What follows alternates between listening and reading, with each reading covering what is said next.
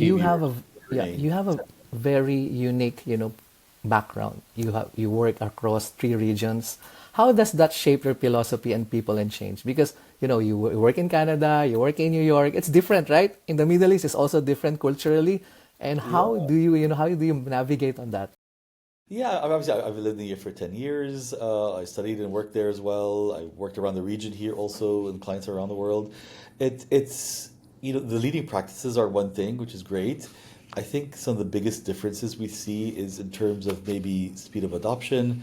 There's cultural differences, how fast people adopt to things, how business ideas are discussed. And some countries or some cultures are very slow and they like to think things through and eventually come down the line, and some people just want to go very straightforward, black and white. Okay, these are the points, and let's get it done Yeah. and move ahead. So you adapt to these and you get used to these as you work across different company In cultures and country cultures. So in yeah, terms of strategy and execution gap, what are the biggest disconnect you see between strategy and execution? everything's an execution, right? So Julius, honestly, strategy it can be, you have to put the right strategy in place, and that has its own ways of doing it correctly, right? But then really the biggest failures or obstacles sometimes or mistakes you find is in actual execution. It's all about execution at the end of the day. How do you execute the strategy to the reality on the ground, not just theoretically? Who are the people in charge of executing the strategy? Who are the teams that are involved in this as well? Who's leading it? Are the roles clear and who's executing the strategy? Do you have the right measures in place in terms of not just KPIs, but how are you assessing that this strategy is being implemented in the right timely way? Is it being done? Are you meeting all the goals that this strategy is supposed to be doing? Are you measuring the results? Are you getting the results that you want gradually, based on the strategy's plan?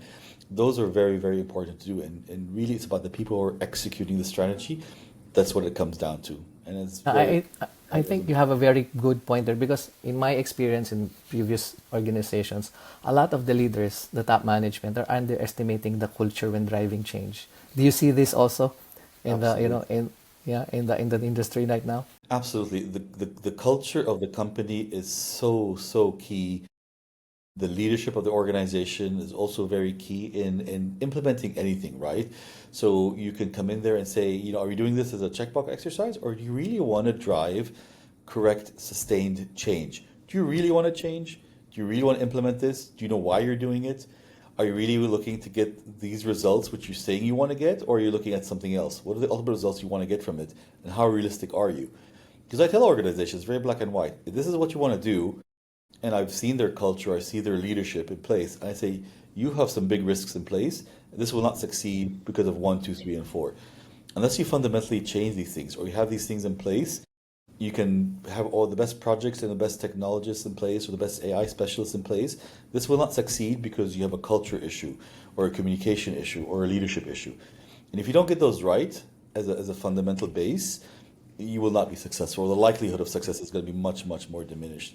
Okay, so when you tell that, to in the Yeah, face of the CXO or whoever is the top management, and you tell them, I mean, subtly, not brutally, that yeah, hey, yeah. you have a communication problem. I think whatever you're driving at now, it's going to fail because this, and this. How do they handle that? It's a hard discussion to do that, right? Especially if you talk yourself out of work sometimes in doing these things as well. But you want the best for your client at the end of the day. You want to see success.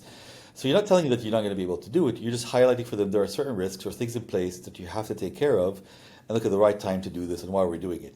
Or potentially you have to do some other work in place first before you jump into this larger project that you're going into, whether it's on AI, for example, which is what we're talking about, or any project that you're going into, and have the right structure in place in terms of leadership and communication and change management, right? So those are extremely fundamental.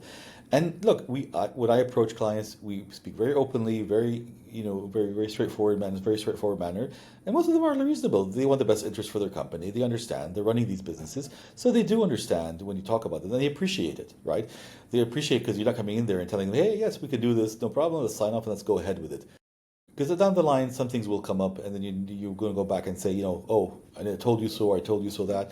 So the idea is that to have these communications up front, the client does understand and appreciate these, okay? And then you find a way forward, knowing there could be, okay, you mitigated these risks, so you eliminated certain risks, and that's the way to go forward on things, or you say, put things in place and come back in 6 months, and you have a much more successful project. And I think clients are smart enough to understand and listen to those things. And many of them Anchoring anyway. anchoring